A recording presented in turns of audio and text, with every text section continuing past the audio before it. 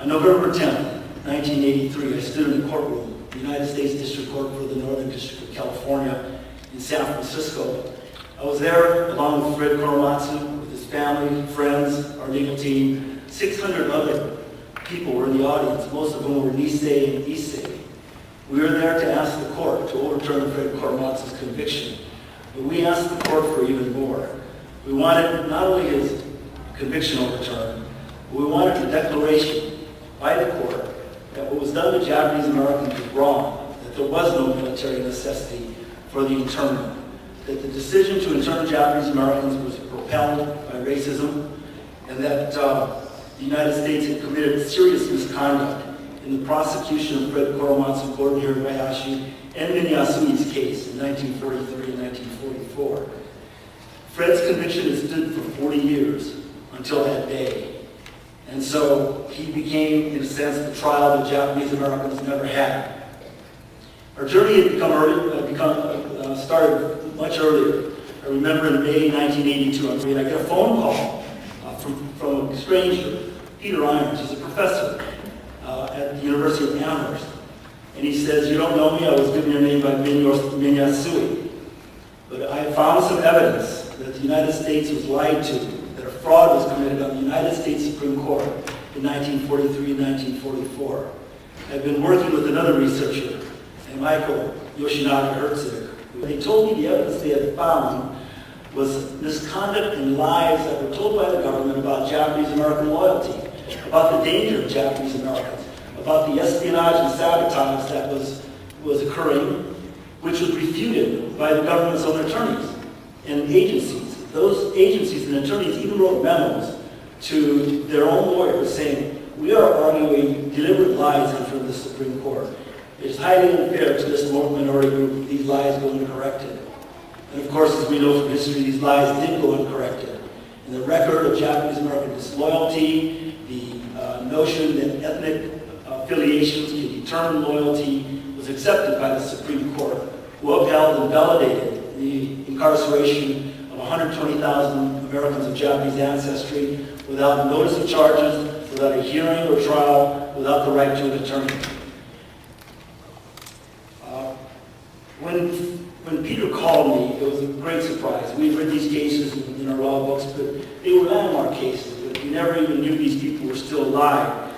But we did know this, that this would be a massive undertaking. Essentially, we recognized that we were going to have to retry history about what the government knew, when it knew it, and how we were going to prove something 40 years that happened 40 years before, in an unprecedented way.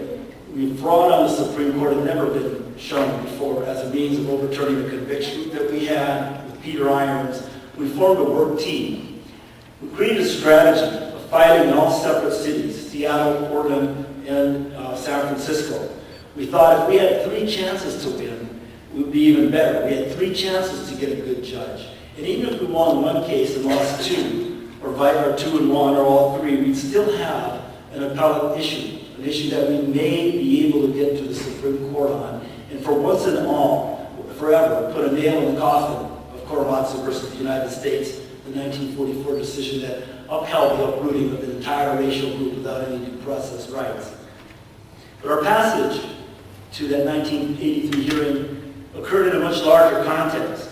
It's important and appropriate for us, I think, to remember what initiated the Executive Order 9066, signed by President Roosevelt, that led to the mass exile of Japanese Americans. We have to remember that incarceration, and remember the total financial ruin, of careers destroyed, of broken homes, of lost dreams, and the death of hope. Remember the slurs aimed at Japanese Americans, the horse stalls, the dusty barracks, too hot, too cold, inadequate medical care, poor food, just long lines just to go to the bathroom, the lack of privacy, the abject, utter humiliation. Remember that Japanese Americans were branded as spies and saboteurs and traitors to a country that they loved.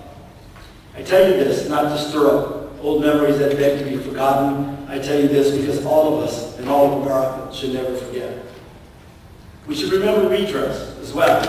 It was an extraordinary journey to social justice.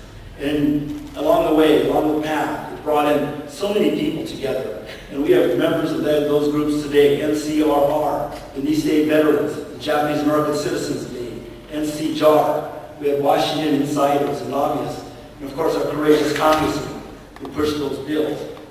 People of all color walked on that journey towards social justice with us, for redemption, for reparations, and for redress.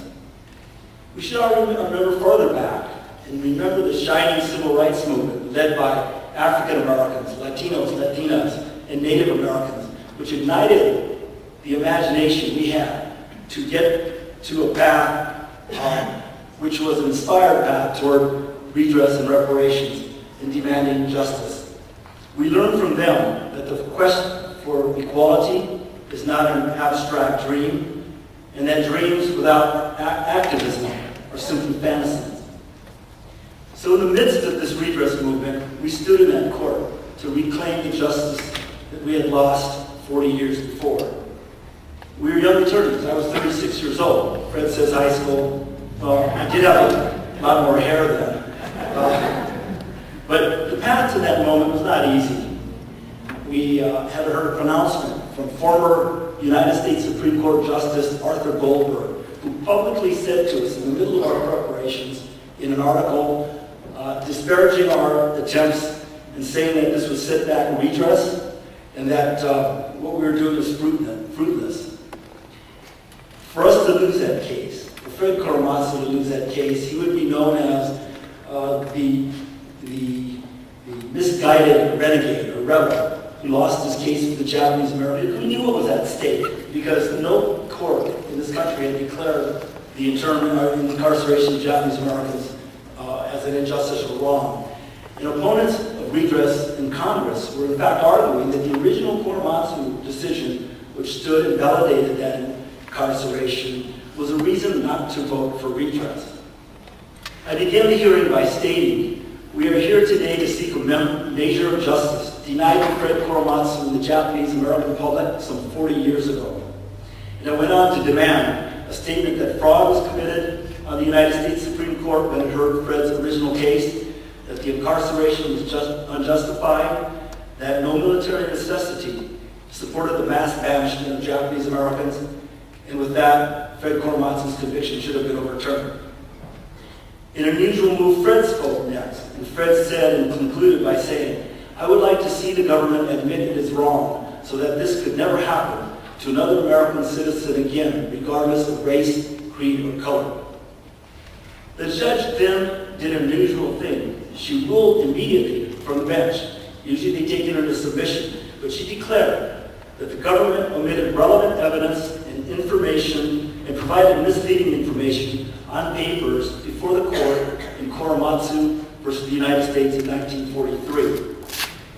2, the basis for the military justification were unsubstantiated facts, distortion, and the representations of at least one military commander whose views were seriously infected by racism.